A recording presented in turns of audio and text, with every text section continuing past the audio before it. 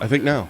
Yeah, there we are. Good morning, everybody. It's Positive Tuesday today, August 22nd, 2023. It's 8:24. We're starting a little bit early because Fitzy has a hard cutoff at 9. He has something going on. We'll find out what that is in a little bit. For Barron County Sheriff Chris Fitzgerald, I'm Ben Dryden. And, of course, you're watching Positive Tuesday with Ben and Fitzy, presented by Professional Exteriors and Interiors. With 20 years of experience, this locally owned and operated business provides quality work both on the inside and on the outside of your home or business. Like Fitzy and I, they believe it's the little things that make a big difference. Give them a call today. You can call Brian right on his cell phone number. It's on the screen, 715-520-2271. I actually saw Brian at the Holiday gas station this morning. Really? Yeah, he was getting his crew ready. They're heading up, I don't know, Minong or something. Why were you out of your house? Nope. I went to get a soda. I hadn't had a soda in like a month. I don't drink a lot of soda, but I really I wanted a Diet Pepsi, so, and I saw him there. Yeah, I told him he had a sign blow into our yard. So now we have a sign, so I'm going to put that out somewhere. I don't know whose it is. He goes, I didn't put one out there, but there it is, Professional Exteriors and Interiors. I'm like, screw it. I mean, we should tie that into we should tie that into some of our advertising. We'll even put a sign in my yard. We'll have 8 of them in my yard. I'll have a Spooner Health one. Oh, that'd be great. That wouldn't be a good idea. Yeah, probably not. Good morning, Karen, and good morning, everyone. Yeah, I forgot also to even put up an announcement we're doing the show this morning. But again, we're starting a little bit early because we have a hard cutoff time at 9. What's going on at 9 o'clock? We are dedicating Highway Double S today in honor of Hunter and Emily. It is not open to the public. It's open to the media who's going to cover it. It's for family and for law enforcement.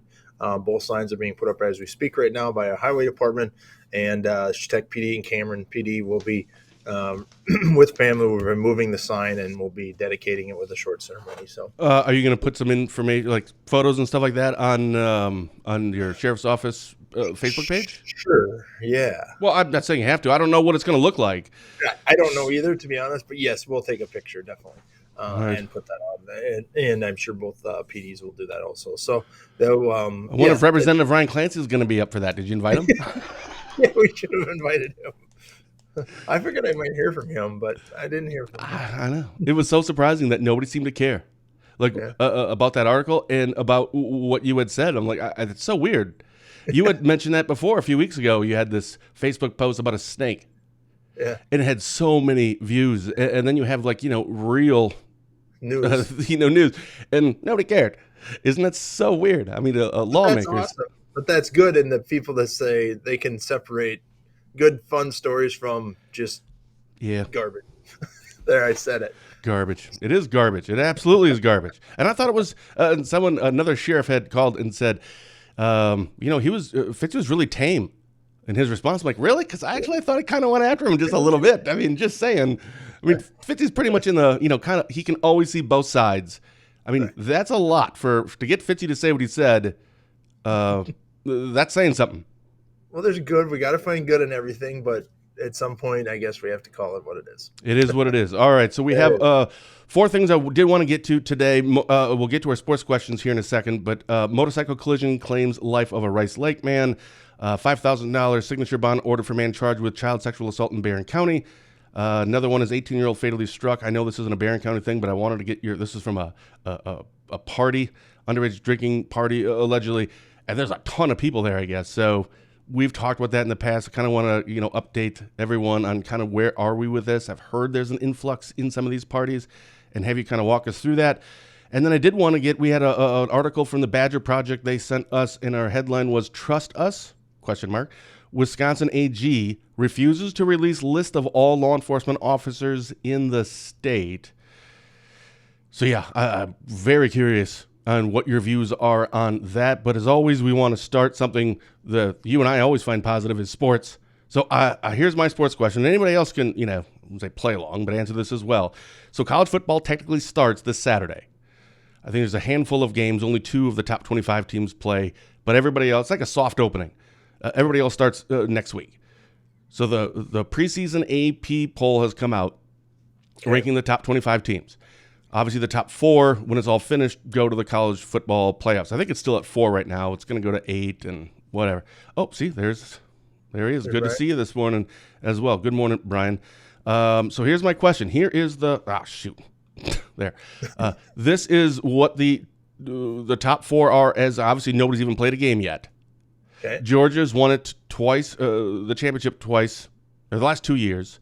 Michigan, their head coach, Jim Harbaugh, they had a self-imposed suspension for him for 3 games for some violations of some recruiting rules during COVID. Ohio State's always good, and Alabama. Now, last year, the top 4 was Georgia, TCU, Ohio State, Michigan was in there too. Alabama was 5 last year. So it's almost like the same. So my question is this. Which one of these 4 will not be in the college football playoffs? At the end of the year? Which one of these 4 will not be in the top 4 when it's all said and done? Alabama. I'll pick Alabama. I think that's safe. Yeah. I think that's a safe one. It depends on how it does. Michigan could be. I mean, they're either going to be really good or they're going to be mediocre. So, well, the thing is, they only really play. They're in the Big Ten East. They play each other at the last game of the year. Ohio State and Michigan play in the Big House in Michigan, and other than that, they play Penn State, which is ranked 7th preseason, ranked 7th. But the problem is they don't really have a lot of other hard teams. In the Big Ten championship game is going to be against Wisconsin? Who cares? So in a weird way, it's like one team that screws up and loses to a cupcake team, they're done. Right. So yeah, I would Mike Schaefer says Michigan. Alabama. That's the safe pick, I think. After losing Justin Fields, I'm going to go with Mike on this one. I can't believe I'm saying it, but I'm going to go Michigan. I am. I'm going to say Michigan. Brian thinks the Vikings. Okay. Sports questions aren't for everybody, I guess. That's right. All right. That's what brings us together. So we will keep an eye on that throughout the year. But yeah, I'll go Michigan won't be in. I'll agree with Mike on that one. And you're going to go Alabama, which probably is the smart pick. But okay, do you have a sports question?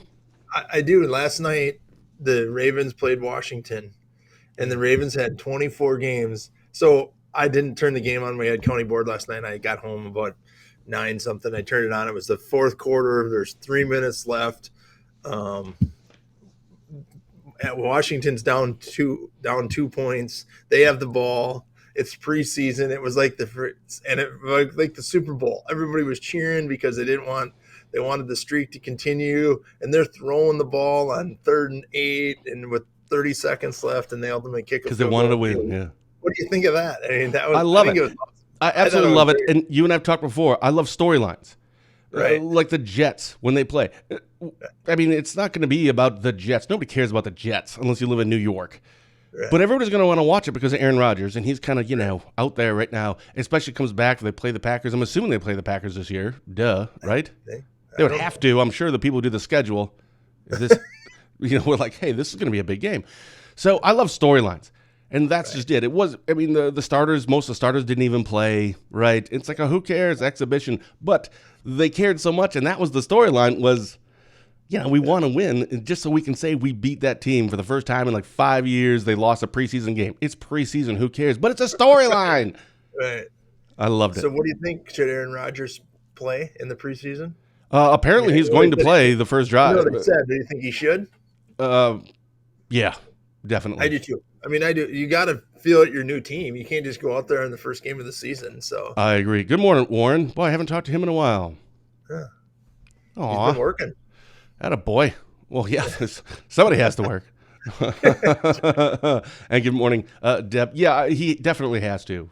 And that's going to be interesting to see. Is this going to be a dumpster fire or good? I don't know. But you have to go and participate. He's got too many weapons. They'll be fine. He's good. And he's got lots of weapons. He's got Delvin Cook now. He's got receivers. Unfortunately, doesn't have an offensive line. Well, that might hurt him. Just saying. Get hurt in the first game. That'd be just fantastic. Okay, let's move on. Okay, so we have a hard cutoff time at 9 o'clock today. That's why we started the show a little bit early to kind of get through some of our sports questions that, I don't know, we just find them fun to do. Yes, we have those 4 things. I already discussed some of those or kind of gave the headlines. We'll get to all that in 15 seconds after a word from Spooner Health. Satisfaction surveys and in conversations with patients, they appreciate the fact that staff got to know them. Staff really took their preferences into account, and they just feel grateful that they are being cared for as a person. To learn more about our services, visit SpoonerHealth.com. So on Was it Sunday you sent that? No, it was yesterday. Yesterday you sent.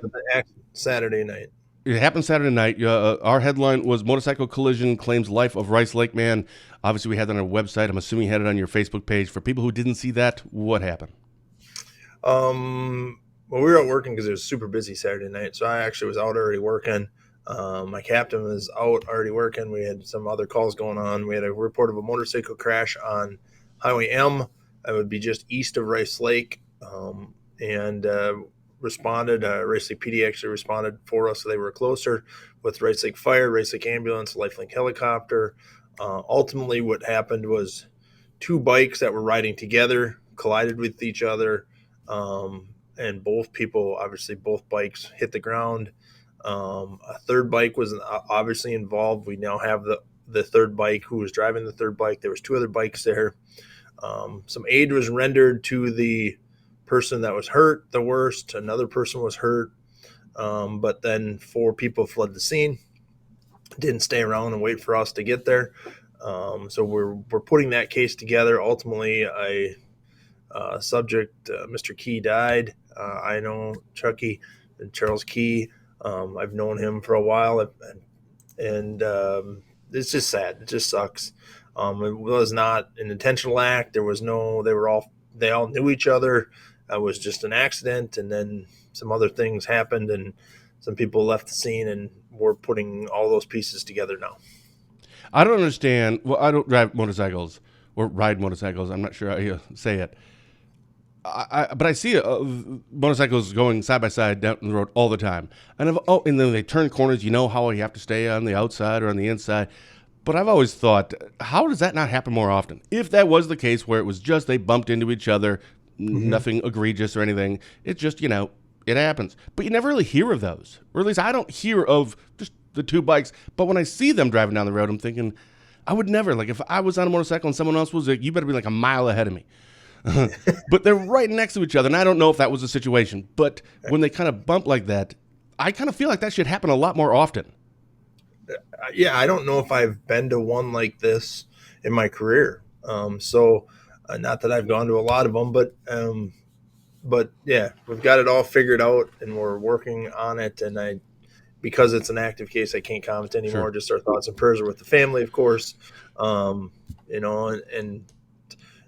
that I know of, no one was wearing helmets. We've got to wear helmets. Just like wearing your seatbelt, just like all the things we do. Don't drink and drive. All the things that we keep talking about. Wear your life jacket. Doesn't matter what it is. We keep talking about it. We're telling everybody to be safe. And, it's Rutabaga this weekend. We've got a big ad that says, call ahead for $5. You can get a ride to Rutabaga, and $5 you can get a ride home. That's nothing. Yeah. I mean, yeah, exactly. $5. I mean, could save your life. Right. Or at the very least, a night in jail and a huge ticket and a fine and lose your job. Just say it. $5, that's nothing. Or death. I mean, let's talk about it. We're going to talk about it a lot here in this show today. And it's what we have to do.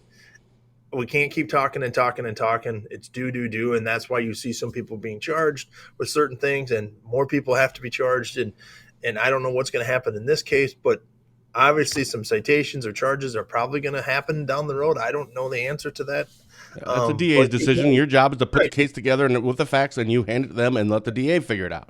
You can't leave the scene. You can't stay there. I mean, this wasn't a criminal act. It wasn't like I rammed this guy and I got out of town so no one knew it was me. I mean, we figured it out. We're always going to figure it out. I just can't convince people to stay tell us what happened so that it works out better for you when you cooperate.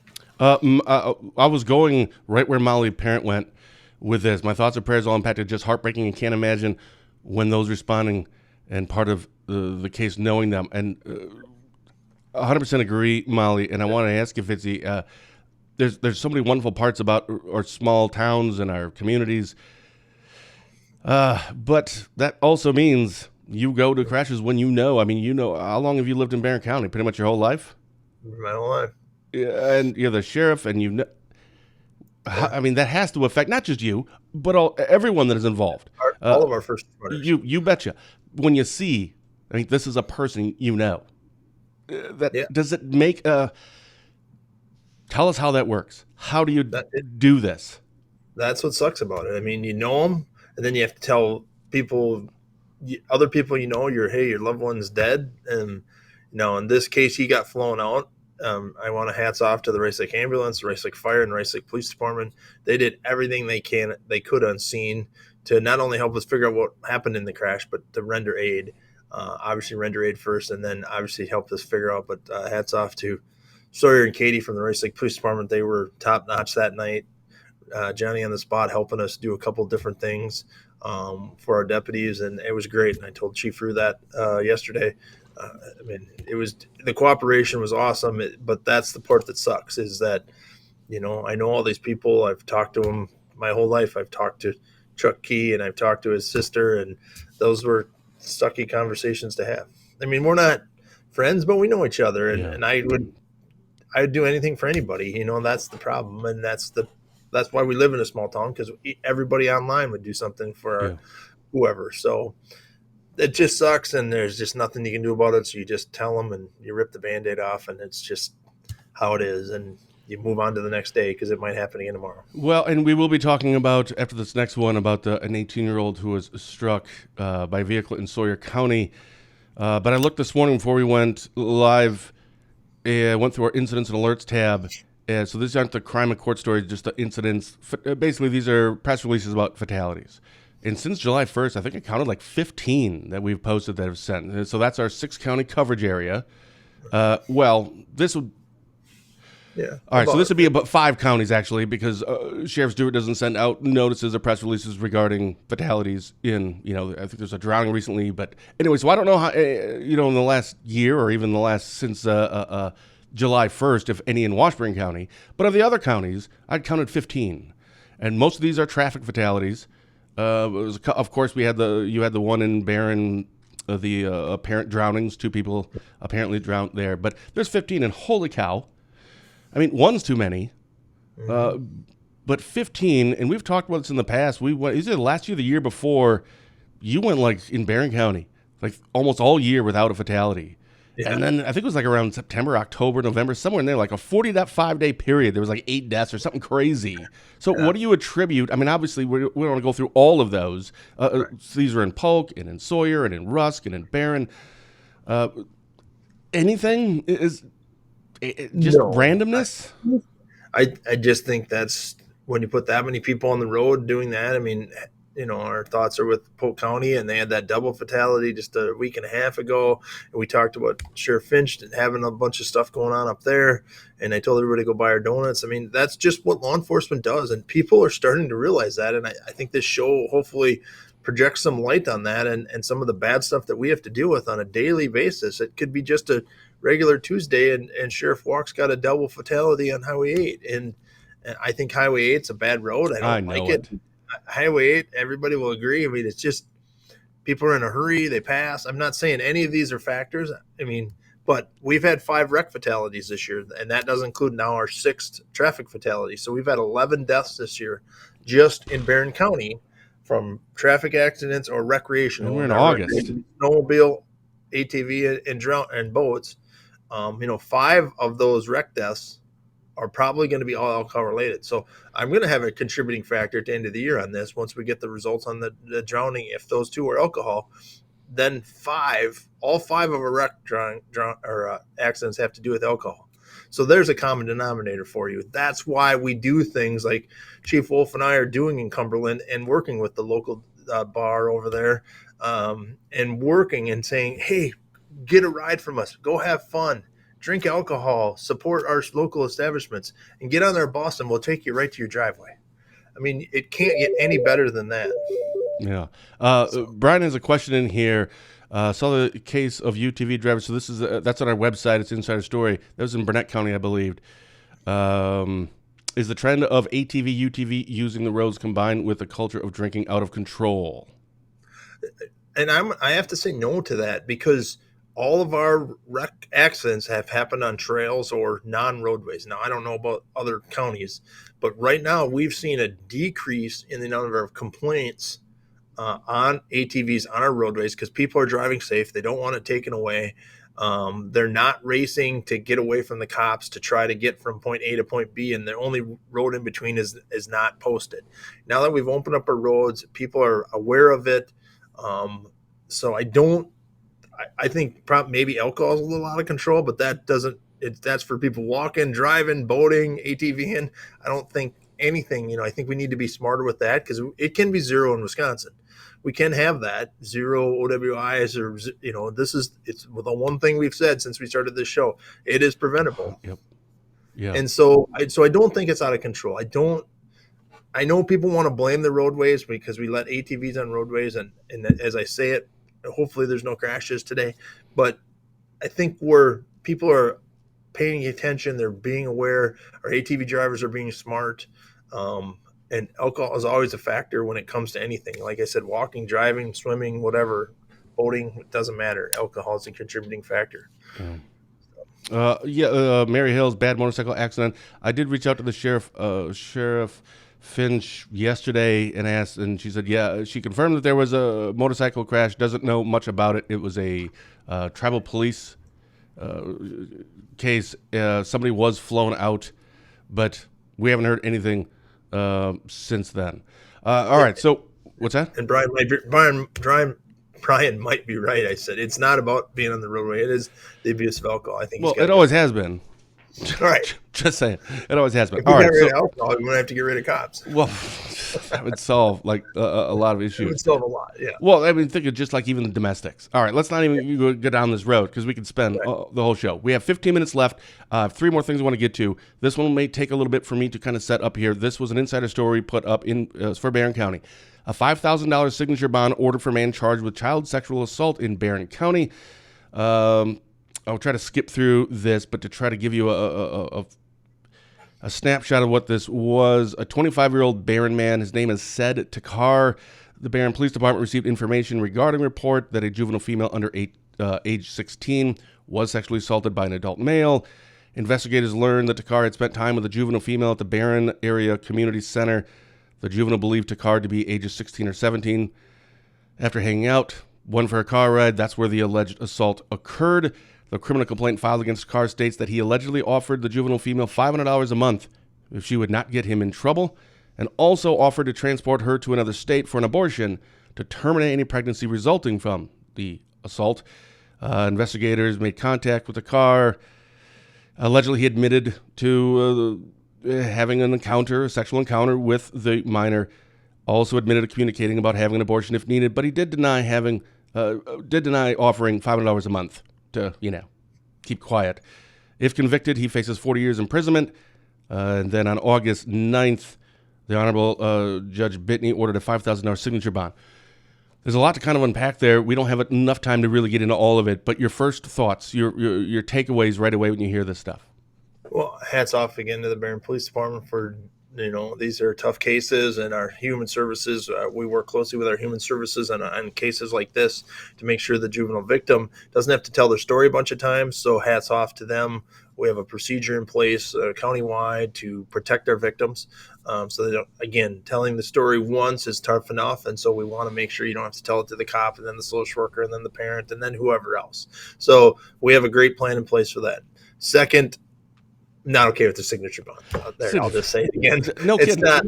Signature bonds for a case like this shouldn't happen. It should be a cash bond. It doesn't have to be $10 million, but it can be. I'm not a big fan of signature bonds for a crime like this. Against a minor. I mean, Right. are we and honestly, $5,000, who cares, right? It's a signature bond. I don't care if it was $10 million signature. Right. Who cares? You just sign a piece of paper and you're out. I don't know. I feel like you should. I don't know. I know that these aren't, you and I go round and round, and Judge Yackel and I have had this conversation. It's not the sentence. It's just I don't like seeing a signature bond for something like this. I don't care what the amount was. It's irrelevant. No, it's different. If it was signature bond and then this guy violates and we take his $5,000 before he can get out of jail again. But the problem is, I don't know a court system, not just Barron County. I don't know a court system that does that. So I'm okay with the signature bond if he violates his signature the first time. He can't get out of jail until he pays his $5,000 plus his new bond. Then 100% signature bonds. Why doesn't that happen? Why don't we do that? That's a bigger question for somebody bigger than me. Who? So there's a great question. Seriously, I don't know. who? A district attorney, I would think. I don't know. Who's the one that enforces that? I don't know. Well, I saw Shani Anderson on here. I don't know if she's still watching. Let me know, Shani. Who am I supposed to? Who can we have on to explain how this goes? She's the clerk of court in Washburn. Maybe she knows who the person is. And it might be the judge. I don't know the answer, but I think the DA has to say, you 5,000 signature bond, then your next bond should be more than $5,000. Yeah. I mean, if that's the way we're going to play this game, then it has to be. And again, we could go down that rabbit hole for days. All right, yeah, because no one's in favor of this. All right, I 100% agree. So the next one is, this is actually not from Barron. There's times when we are Barron County or Washburn. There's times when we're kind of like the macro rural Northwest Wisconsin community. This is one of those times. 18-year-old fatally struck by a vehicle in Sawyer County. That was a press release from Sheriff Morotek in Sawyer County. I've heard some things about what this was about. I believe there was a 16-year-old that was, I don't know if arrest is the right word, but that is, well, investigated. You're right. There you go. When you saw this, what did you first think? Oh, heartbreaking. I mean, this is the worst fear for a sheriff when kids die, and any law enforcement officer that has to deal with this, and the first responders. And then it sounds like it was, kind of a cluster out there, and it sounds like there was. I mean, again, I haven't talked to any law enforcement personnel, so I haven't talked to anybody about this case except chitter chatter around the office here. Sure. There was hundreds of kids there. They were still partying at 6:30 in the morning when this happened, or still there at 6:30. I shouldn't say partying. That may be an assumption on my part, but they were there at 6:30 in the morning when this accident happened. It sucks. But yeah, I understand it was a large party. Yeah. First of all, who's still up at 6:30 in the morning? That's crazy. I'm just getting up, but I had already slept for 8 hours. Right. Holy cow. So I have heard, just like you, I have not talked to anyone in law enforcement. I was actually hoping to get have a phone call with Washburn County District Attorney Aaron Marco quickly before the show. I just thought of it, but he didn't get the text in time, because I had heard, now again, this is just what I've heard, not from like sources, just like you, people saying, well, did you know? And I'm being told that there has been an influx in parties, in underage drinking parties and parties in our area, rural Northwest Wisconsin, over the last 30 to 60 days. And these aren't the 7 seniors going out into a field and sitting on a tailgate and popping a beer. These are huge parties from people coming from all over, like the Eau Claire and Chippewa Falls area, for example. This isn't just a local few kids out, not justifying that behavior, just saying this isn't what you usually think of underage drinking out in the field or something. These are, you had just mentioned, I had also heard that it was about 100 people. I don't know how accurate that number is. I don't know how you even hide that. So obviously this must have been more of an adult party, but they also should be taking some responsibility for this too. I don't know how that investigation is going to work at all. Because if you're providing for this and you're holy cow, they have a lot to unpack on this. Right. But have you heard about, there's been a lot of underage drinking parties, but they're not like the average underage drinking parties that we usually think of. Have you heard of any of that in Barron, or even just in Northwest Wisconsin? Have you heard this? Well, I can tell you the last 2 parties that we've busted in Barron County, if you want to put it that way. And we have a Prime for Life course. So anybody that gets caught underage drinking, first offense, we have a class you have to take. In lieu of losing your license or paying a fine, you can take this class free of charge. So it's basically a freebie. Hey, you got caught underage drinking, you come to this class. It's 2 I think that's appropriate. Yeah, it's all we want to do is teach. Because if parents pay most of these tickets because these kids don't have money to pay a $200 ticket, or lose their license, or a parent doesn't want to lose their license, a kid doesn't want to lose their license. So we have that. But I can tell you the last 2 parties were like 12 to 20 people, which I think is a large party, and they've been from all over. So I think the days of me just randomly putting it out there saying, hey, everybody come out to this field, and it's all local people because they're the only people. Now I can do a pin drop and show you, I can invite specific people. And that's why we don't find out about them as much as we do. Weird. I can pin drop my location. I can invite the 8 people I want to invite, pin drop where I am, and I don't have to tell a bunch of people. I don't have to give directions. I don't have to get lost going out there. So we don't have these cars driving around these blocks looking for people. So Yeah, and parents have to take some responsibility in this. Parents who host lose the most. We run that campaign a lot. So as school starts back up, we start to see this. Everybody gets together. They're excited. Friday night, boom, let's go out drinking in the field. We don't see a lot of field parties, and we're going back that direction, I think. But I think they're more very specific to invite only, not just a general invite. And the reason we find out about them is they don't invite certain people, and that person gets mad and figures out where their friends are based on snap maps and all this other technology, and then we find out about them. So Got it. yeah, you always got to invite everybody, because if the one person that doesn't get invited, then we get a tip. So obviously growing up, my dad was a sheriff when I was in high school, and I can't tell you how many times on a Monday people come in, oh man, we knew it was you. I'm like, what are you talking about? And I hate your dad. I'm like, oh, I get it. You must have done something illegal and got caught. And wait, but how am I involved? And it's, well, you're the one that ratted us out. I'm like, again, I don't go to these parties, and if you did, I don't care. Go ahead. You're idiots if you do it. But I'm not going to go and tell somebody. But no, I was not very popular at many times throughout high school with Dad being the sheriff.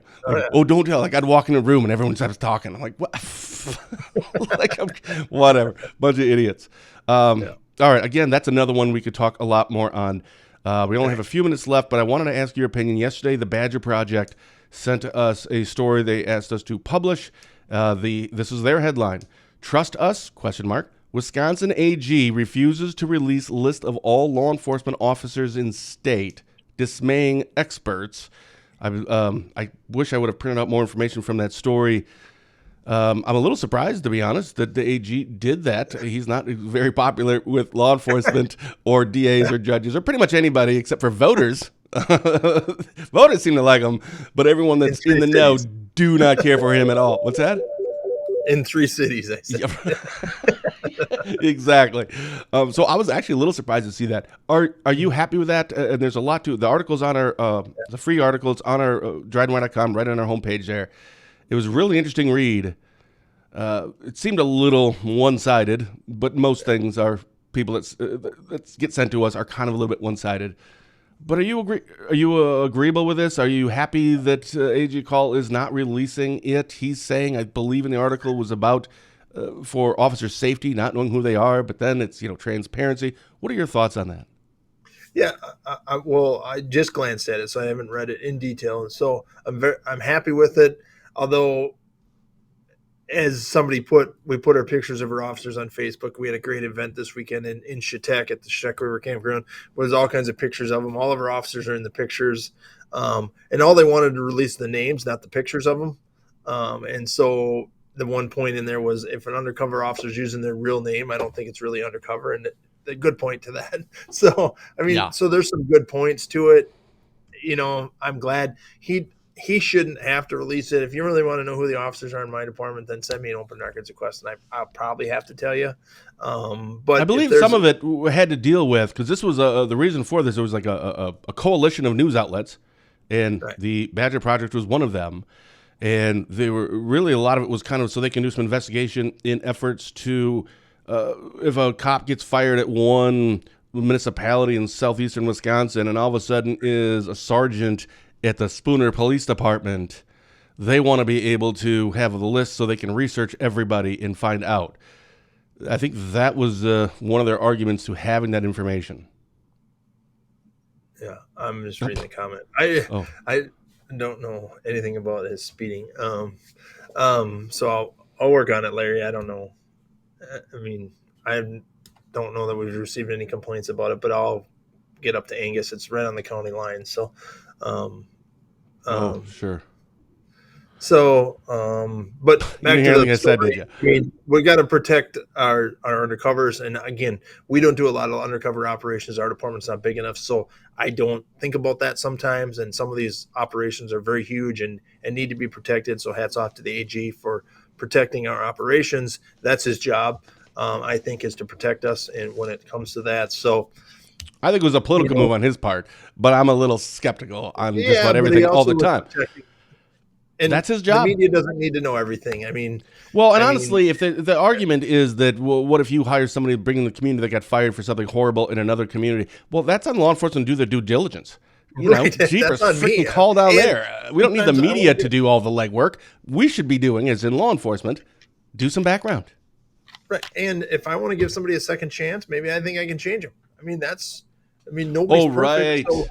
So if I say, now, if he committed a crime and I hired him 1 month later, that's on me. That's not on the AG's office or anybody else. That's on me. Right. And then the citizens of Barron County should be all over me, not some news media in a different state. Hats off to the AG. Yeah, got to give credit where credit's due. Seriously. You can't just have everything you want all the time, because it's up to me to hire who I want, and the citizens of Barron County get to decide if I do a good job or not. Yeah. Suck it. Yeah. All right. Dirk Miller forecast, becoming sunny, hot and humid, highs 85 to 90. I heard tomorrow's, there it is. Hot and humid, 90 to 95. I heard like heat index over 100, I thought. Cooler for the week. Oh, nice. So it's going to be hot for the next couple of days, our official weatherman Dirk Miller says, and then cooling down this weekend. All right, 9 o'clock. That's our buzzer. Yep. You have to go. Thank you so much. Any last words? Anything you wanted to say? No, rutabagas this weekend. Be safe. We'll be out at Rutabaga doing a lot of fun stuff, we hope, this weekend. Enjoying it with everybody else is our plan. I'll be cooking pepper sandwiches on Thursday at the KC stand from 10 to 3. So stop at the KC stand, and pepper burgers, hot peppers, mild peppers, the best burger around. They love When them. is this again? Thursday, I'll be in Cumberland cooking hamburgers. Cumberland's not that far away. Yeah. I may actually have to go to that. What time did you say? I wasn't listening at all. 10 to 3. 10 to 3. You don't listen to me after. I was thinking about something else. 10 to 3. I may actually go down and take a picture of it and have one of those burgers. I love that stuff. It'll be busy. It'll be great. We sell about 800 sandwiches right during that 5-hour block. So it's a blast. It's all done by the community. All of the food booths in that section are for nonprofits. Cumberland does it very well. Hats off to them for that, and we'll see everybody at Rutabaga. Awesome. For Barron County Sheriff Chris Fitzgerald, I'm Ben Dryden, and you've been watching Positive Tuesday with Ben and Fitzy, presented by Professional Exteriors and Interiors. With 20 years of experience, this locally owned and operated business provides quality work both on the inside and on the outside of your home or business. Give Brian a call today. The number's right there on the screen, 715-520-2271. Fitzy and I will see you next week, and I will actually see all of you this Thursday morning when I'll be chatting with AFP Wisconsin State Director Megan Novak live at 8:30 on Facebook, because the debate Wednesday night, which Trump isn't going to, which now there's no reason to watch it. Because again, storylines. I just want to watch the train wreck. Like, I don't care about policy or issues. I just want to see everybody go after each other. It's just can't miss TV. We might get some good answers to questions now. I don't know. It's going to be fantastic. So AFP, the next day, the state director for AFP, Megan Novak, she's on a panel with media, but she agreed to come on our show first.